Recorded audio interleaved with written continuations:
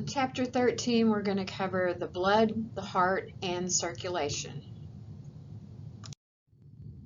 We're going to look at the functions and the components of the circulatory system.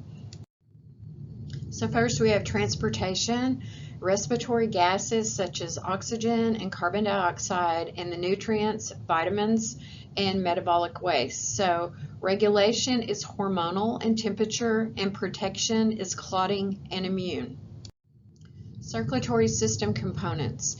We have the cardiovascular system, which has the heart, which is a 4-chamber pump. We have blood vessels, arteries, arterioles, capillaries, venules, and veins. And then the lymphatic system, you have your lymphatic vessels, tissues, and organs.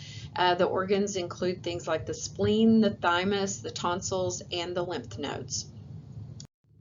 Composition of the blood. Okay, the composition of the blood, so the constituents of blood cells become packed at the bottom of the test tube when the whole blood is centrifuged, leaving the fluid plasma at the top of the tube. The red blood cells are the most abundant of the blood cells. Your white blood cells and platelets for only a thin, light-colored, buffy coat at the interface between the packed red blood cells and the plasma. So you can see here is the plasma level in the middle, and the formed elements of the red blood cells are on the bottom of the tube. Composition of the blood. So plasma fluid is the fluid part of the blood. Plasma proteins, you have albumin, which creates osmotic pressure to help draw water from the tissues into the capillaries. This helps to maintain the blood volume and the pressure. You have globulins, some carry lipids, and you have gamma globulins, which are antibodies. So the fibrinogen helps in the clotting after becoming fibrin. So decreased liver protein synthesis would cause the amount of albumin and fibrinogen to be decreased.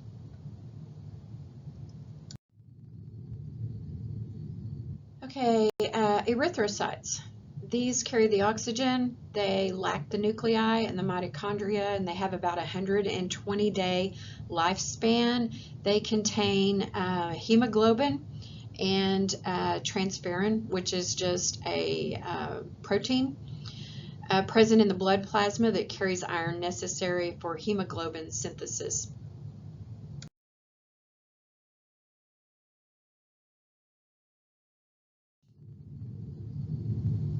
Okay, leukocytes. These have a nuclei and a mitochondria. So there are granular leukocytes, which are neutrophils, eosinophils, and basophils, and agranular leukocytes, which are the monocytes and the lymphocytes. So the blood cells and platelets. The white blood cells depicted above are granular leukocytes, and the lymphocytes and the monocytes are non-granular leukocytes.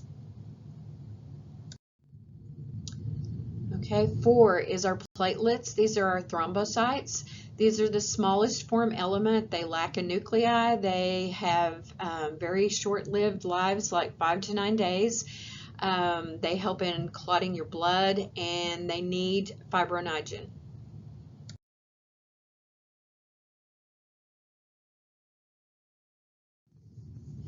Hematopoiesis, this is the process of blood cell formation. So leukopoiesis are the white blood cells. There's red bone marrow and lymphoid tissue and cytokinin regulation. Hematopoiesis, this is the process of blood cell formation. So erythropoiesis are your red blood cells. So you have erythropoietin secreted by the kidneys. It has low oxygen levels, and it initiates an erythropoietin. Then you have hepcidin, which is secreted by the liver, and this regulates the iron metabolism and homeostasis. Okay, so the stages of erythropoiesis: the proliferation of differentiation of cells that will become mature erythrocytes, which are your red blood cells, occurs in the bone marrow, and it is stimulated by the hormone erythropoietin that's secreted by the kidneys. Okay, Okay, red blood cell antigens and blood typing. So the antigens are found on the surface of the cells to help the immune system recognize self cells. The antibodies are secreted by lymphocytes in response to the foreign cells. And the ABO system is antigens on the erythrocyte cell surfaces. So the possibilities are we have type A, B, AB, or O. So type A has the A antigen. Type B has the B antigen. Type AB has both A and B antigens, and type O has neither the A nor the B antigen.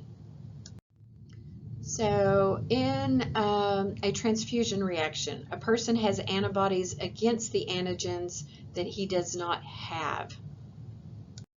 So a transfusion reaction, if a person receives the wrong blood type, the antibodies bind to the erythrocytes and they cause agglutination. So the agglutination reaction, people with type A blood have type A antigens on their red blood cells and antibodies in their plasma against the type B antigen. So people with the B blood type have B antigens on their red blood cells and antibodies in their plasma against the type A antigen. So if red blood cells form from one blood type and they are mixed with the antibodies of the plasma of the other blood type, an agglutination reaction occurs in this reaction. The red blood cells stick together because of the antigen antibody binding.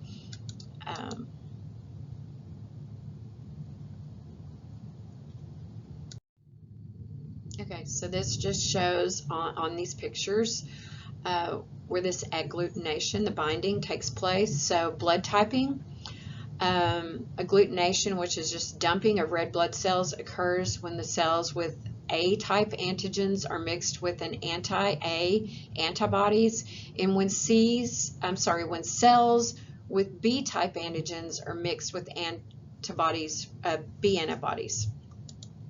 So no agglutination would occur with the type O blood, which there's not a picture of that.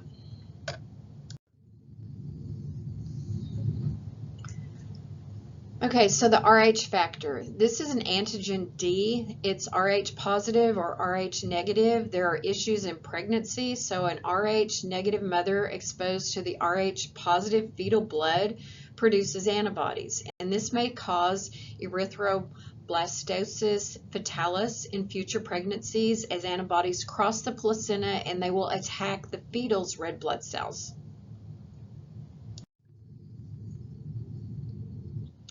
Okay, blood clotting. So hemostasis is a cessation of bleeding when a blood vessel is damaged, and damage exposes the collagen fibers to blood, and this produces vasoconstriction, the formation of platelet plug, and the formation of fibrin protein webs.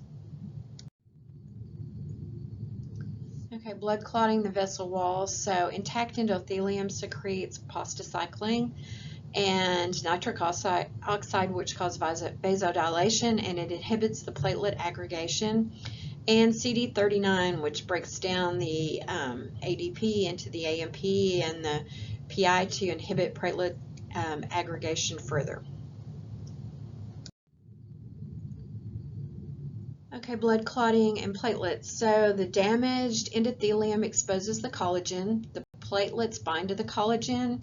The von Willebrand factor holds them there, and the platelets recruit more platelets, and they form a platelet plug by secreting ADP, which are the sticky platelets, serotonin, which causes vasoconstriction to slow the loss of blood, and thromboxane A, which are the sticky platelets, and they cause vasoconstriction, and this stimulates platelet aggregation. Okay, so platelet aggregation. On A, the platelet aggregation is prevented in an intact endothelial because it separates the blood from the collagen. So this is a potential platelet activator. And also the endothelium secretes nitric oxide and prostaglandin 12, which inhibits platelet aggregation. An enzyme called CD39 breaks down the ADP in the blood, which would otherwise promote platelet aggregation. In diagram B, when the endothelium is broken, the platelets adhere to collagen and to the von Willebrand's factors, which helps to anchor the platelets that are activated by this process and by the secretion of ADP and thromboxane A2, which is a prostaglandin. And then in picture C, a platelet plug is formed and reinforced with fibrin proteins. Okay, fibrin and blood clotting. Fibrinogen is converted to fibrin by one of the two pathways. You have the intrinsic and the extrinsic. The intrinsic is activated by exposure to collagen factor 7, which activates a cascade of other blood factors. On the extrinsic, it is initiated by the tissue factor 3, and this is a more direct pathway. Next, the calcium and the phospholipids from the platelets convert the prothrombin to activate the enzymes which convert fibrinogen to fibrin. So vitamin K is needed for both pathways. Okay, so the clotting pathway. The extrinsic clotting pathway is the one in blue, and it is initiated by the release of the tissue factor.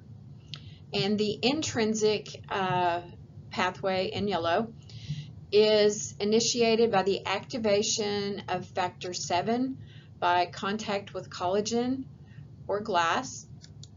And 3, the extrinsic and the intrinsic, where they overlap in the middle, that would look green, converge and they activate the factor X, eventually leading to the formation of fibrin.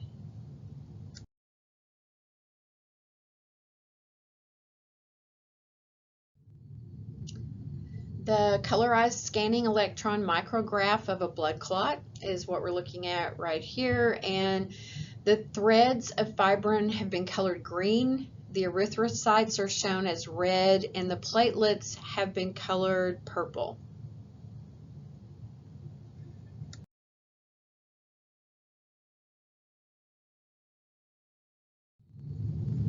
Structure of the heart. So the right atrium is what receives the deoxygenated blood from the body. The left atrium receives oxygenated blood from the lungs. The right ventricle pumps the deoxygenated blood to the lungs, and the left ventricle pumps the oxygenated blood to the body. Okay, in the heart there's a fibrous skeleton, and this separates the atria from the ventricles.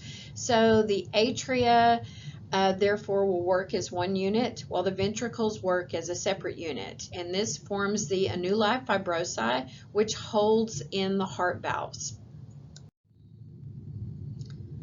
So the pulmonary and the systemic circulations. The pulmonary is between the heart and the lungs, and the blood pumps to the lungs by the pulmonary arteries, and it returns to the heart by the pulmonary veins. And then the systemic is between the heart and the body tissue. So the blood pumps to the body tissue by way of the aorta, and blood returns to the heart by the superior and the inferior vena cava. So a diagram of the circulatory system is what we're looking at, and the systemic circulatory includes the aorta and the vena cava, and the pulmonary circulation includes the pulmonary arteries and the pulmonary veins. Okay, the valves of the heart. So the atrioventricular valves located between the atria and the ventricle. So the tricuspid is between the right atrium and ventricle, and the bicuspid is between the left atrium and ventricle. Then you have the semilunar valves that are located between the ventricles and the arteries leaving the heart. So the pulmonary is right between the ventricle and the pulmonary trunk, and the aorta is between the left ventricle and the aortic. The aortic is between the left ventricle and the aorta.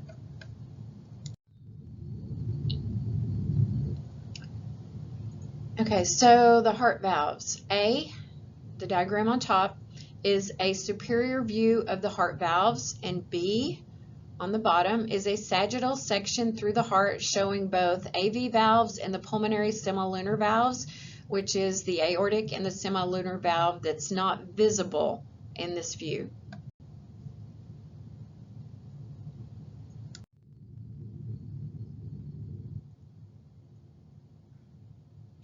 Okay, the heart sounds. These are produced by the closing of these valves. So lub is the closing of the AV valves, and this occurs at the ventricular systole.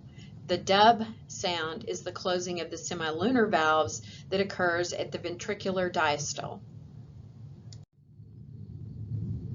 A heart murmur. So this is just an abnormal heart sound produced by abnormal blood flow through the heart, and many are caused by defective heart valves. There is mitral stenosis, which is the mitral valve calcifies and impairs the flow between the left atrium and the ventricle. So this may result in pulmonary hypertension. Okay, so in a heart murmur, incompetent valves do not close properly. So this may be due to damaged papillary muscles. And then there are also septal defects. These are holes or interventricular or interatrial septum. So the blood crosses the sides in that one.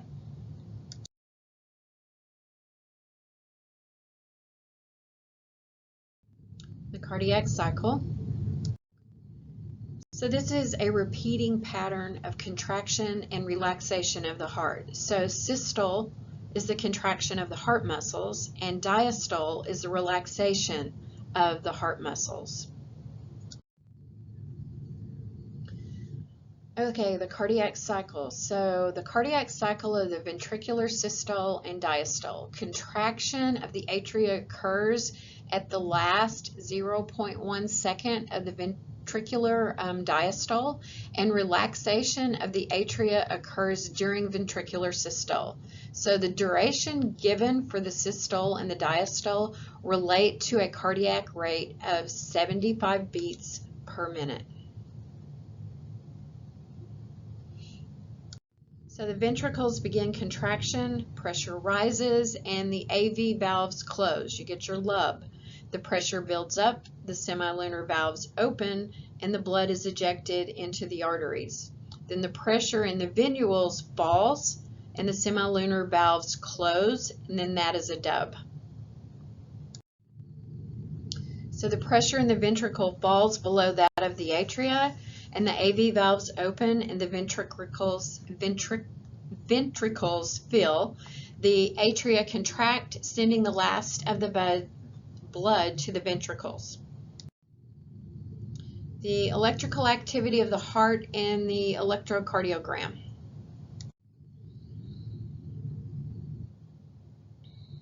So the cardiac muscle cells are interconnected by gap junctions called intercalated discs. Once stimulation is applied, it flows from cell to cell, and the area of the heart that contracts from one stimulation event is called a myocardium, and the atria and the ventricles are separated electronically by the fibrous skeleton. The sinoatrial node is what we call the pacemaker, and it's located in the right atrium. The pacemaker potential is slow, and it is spontaneous depolarization. So at a negative 40 millivolts, the voltage-gated calcium channels open, and the inward diffusion of calcium triggers the action potential and contraction. So repolarization occurs with the opening of the voltage-gated potassium channels. Okay, so the pacemaker potentials and the action potentials in the SA node. The pacemaker potentials are spontaneous depolarizations. So when they reach threshold, they trigger action potentials.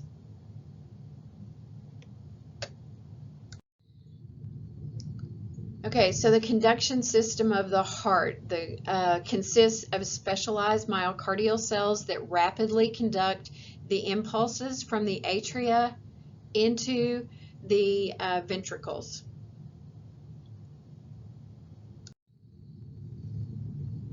So So the action potentials from the SA node spread rapidly, 0.8 to 1.0 meters per second, and at the AV node things slow down. So it's like 0.03 to 0.05 meters per second. So this accounts for half of the time delay between the atrial and the ventricular contraction. So the speed picks up in the bundle of His, reaching 5 meters per second in the Purkinje fibers, and the ventricles contract 0.1 to 0.2 seconds in the atria. Electrocardiogram, this is just the instrument that records the electrical activity of the heart by picking up the movement of ions in body tissues in response to this activity. So the electrocardiogram, the EEG and the cardiac cycle. So in A, this electrocardiogram, the ECG waves and intervals are shown. You can see your P, QRST, so you can see the intervals, the PR and the ST, and you can see the PQ segments on the right, the QRS complex, and the ST segments. In B, the second diagram, the correlation of the myocardial action potential, the ECG waves, and the contraction of the atria and the ventricles is shown. Okay, so the P wave, that's the atrial depolarization, and the QRS wave, that's the ventricular depolarization. The S to the T segment, that's your plateau phase, and the T wave is the ventricular repolarization.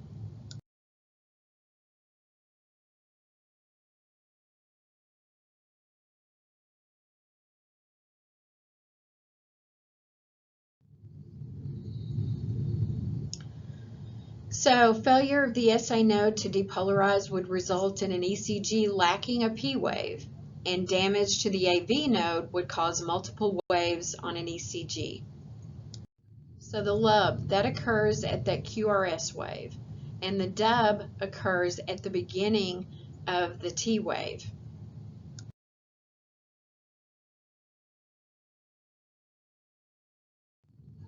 Okay, so next is the blood vessels. So we're going to look at the structure of the blood vessels and notice the relative thickness and composition of the tunicas, which is just the layers, in the comparable arteries and veins. So in our blood vessels, we have the arteries, arterioles, capillaries, venules, and your veins.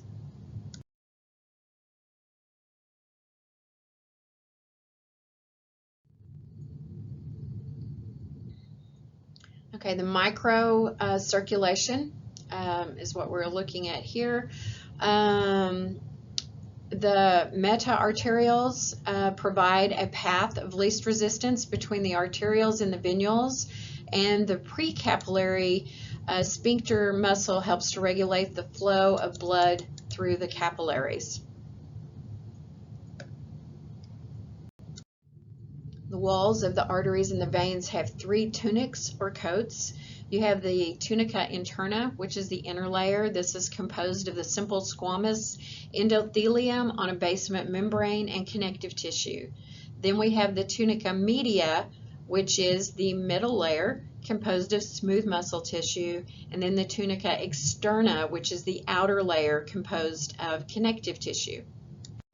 Okay, so the elastic arteries. These are closer to the heart, and they allow the stretch as the blood is pumped into them and recoil when the ventricles relax. And the muscular arteries are further from the heart, so they have more smooth muscle in proportion to diameter. They also have more resistance due to the smaller lumina. Your arterioles are 20 to 30 micrometers in diameter. Okay, the capillaries, these are the smallest blood vessels. They're about 7 to 10 micrometers in diameter. They're a single layer of simple squamous epithelial tissue in the wall, where this is where the gases and the nutrients are exchanged between the blood and the tissues.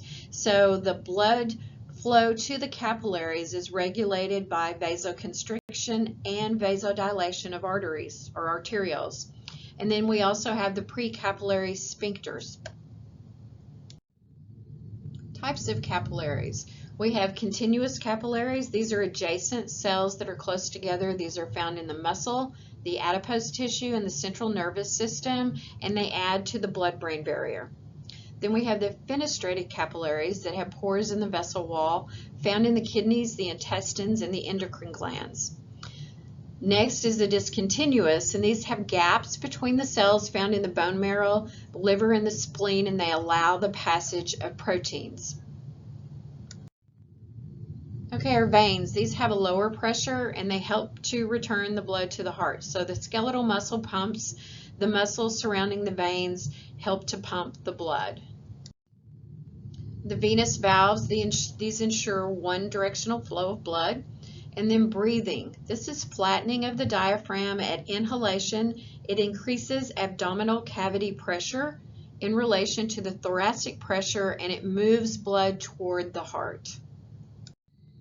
So the action of the one-way venous contraction of skeletal muscles helps to pump the blood towards the heart, but the flow of the blood away from the heart is prevented by the closure of the venous valves. Okay, atherosclerosis and cardiac arrhythmias. Okay, atherosclerosis contributes to 50% of the deaths due to heart attack and stroke, and the plaques protrude into the lumen and they reduce the blood flow. The plaques form in response to damage done to the endothelium of a blood vessel, and this can be caused by smoking, high blood pressure, diabetes, and high cholesterol.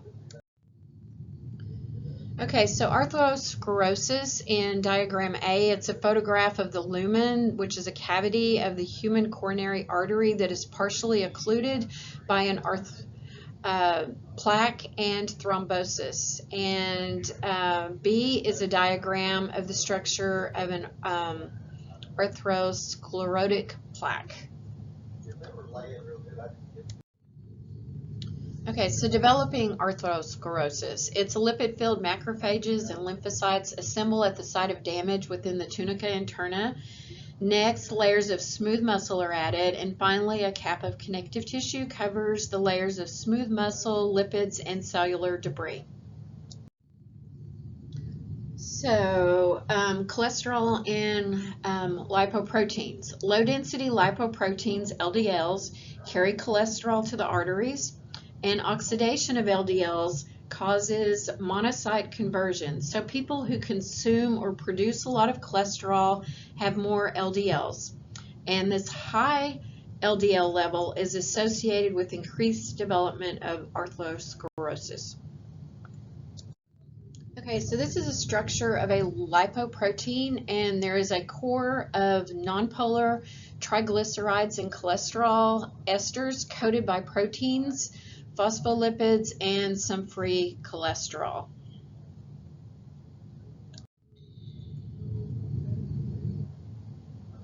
So high density lipoproteins, HDLs, carry cholesterol away from the arteries to the liver for metabolism. So this takes cholesterol away from the macrophages in developing plaques.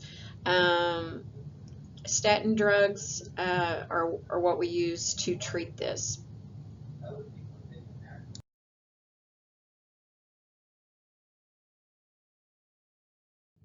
Okay, so atherosclerosis is now believed to be an inflammatory disease. The C-reactive protein is a measure of inflammation, and it's a better predictive of atherosclerosis than the LDL levels. And antioxidants may be future treatments for this condition. Okay, ischemia is a condition characterized by inadequate oxygen due to reduced blood flow. Atherosclerosis is the most common cause. It's associated with increased production of lactic acid and resulting pain called angina pectoris, and eventually necrosis of some areas of the heart occurs, and this leads to what we call a heart attack. So detecting depression of the ST segment of an electrocardiogram is where they start to do the detection. Plasma concentration of blood enzymes, so creatine, phosphokinase, lactate, dehydrogenase, troponin 1, and troponin T. So depression of the ST segment as a result of myocardial ischemia. This is but one of many ECG changes that alert trained personnel to the existence of heart problems. So you can see the normal on the left and the other one on the right. So heart arrhythmias, which is just abnormal heart rhythms. You have bradycardia, which is a slow heart rate below 60 beats per minute, and tachycardia, which is a fast heart rate over 100 beats per minute. So these heart rhythms are normal if the person is active, but they're not normal if it's at rest. So abnormal tachycardia can occur due to drugs or fast ectoptic pacemakers. Ventricular tachycardia occurs when pacemakers in the ventricles make them contact out of sync with the atria, and this condition is very dangerous and it can lead to ventricular fibrillation and sudden death. Okay, flutter. This is extremely fast, 200 to 300 beats per minute, but coordinated contractions. And then fibrillation is uncoordinated pumping between the atria and the ventricles. Some arrhythmias detected by an ECG. So in A, the heartbeat is paced by the normal pacemaker, the SA node, hence the name of the sinus rhythm. This can be abnormally slow. Bradycardia is 42 beats per minute in this example, or fast tachycardia, 125 beats per minute in this example. So compare the patterns of tachycardia in A with the tachycardia in B. And the ventricular tachycardia is produced by an ectopacemaker in the ventricles, and this dangerous condition can quickly lead to ventricular filtration, also shown in B.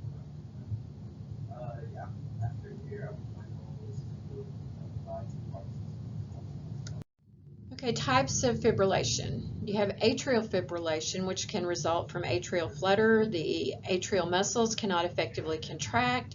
The AV node can't keep pace with the speed of the atrial contractions, but some stimulation is passed on. It only reduces cardiac output by about 15%, and it's associated with the increased risk of stroke and heart failure.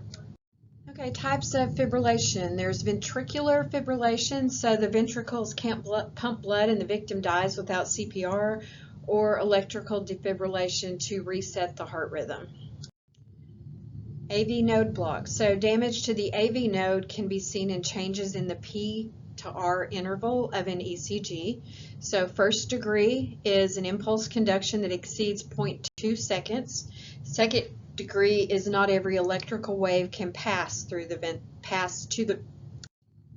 So the AV node block, in the first degree block, the PR interval is greater than 0.20 seconds.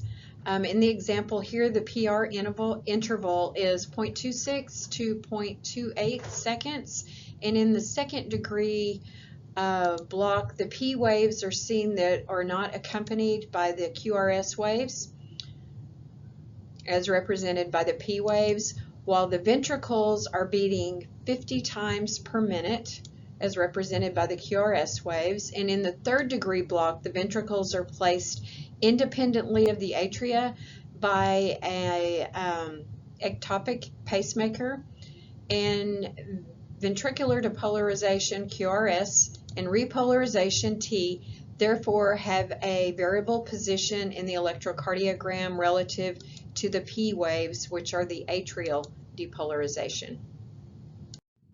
Okay, the lymphatic system. So functions of the lymphatic system: they transport excess interstitial fluid like lymph from the tissues to the veins. It produces and houses lymphocytes for the immune response, and it transports absorbed fats from the intestines to the blood. So the relationship between the circulatory and the lymphatic system. This schematic illustrates the lymphatic system transports fluid from the interstitial space back to the blood through a system of lymphatic vessels. And lymph is eventually returned to the vascular system at the subclavian veins.